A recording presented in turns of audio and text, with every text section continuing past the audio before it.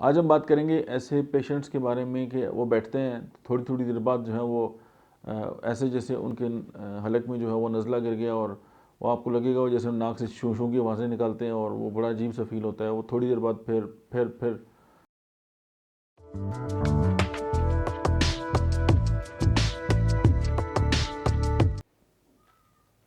बिस्मिल्लाहिर्रहमानिर्रहीम, अस्सलाम वालेकुम। मैं एबटवाद से आपसे मुखातब हूँ, डॉक्टर अहमद एजाज समीलियोमी क्लिनिक से। आज हम बात करेंगे ऐसे पेशेंट्स के बारे में कि वो बैठते हैं थोड़ी थोड़ी देर बाद जो है वो ऐसे जैसे उनके हलक में जो है वो नज़ला गिर गया और वो आपको लगेगा वो जैसे नाक से शू शू की आवाज़ें निकालते हैं और वो बड़ा अजीब सा फील होता है। वो थोड़ी देर बाद फिर तो वो कभी कौन सी मेडिसिन खा रहे होते हैं, कभी कौन सी मेडिसिन। तो इसका आज अब हम आपको होम्योपैथी का जो है वो ट्रीटमेंट बताते हैं।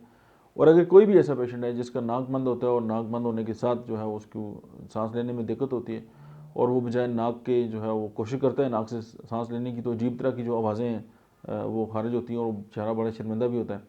तो उसके लिए जो है वो होम्योपैथी की मेडिसिन जो है वो एक तो है अमोनियम कार्ब और दूसरी है संबोकस नाइग्रा।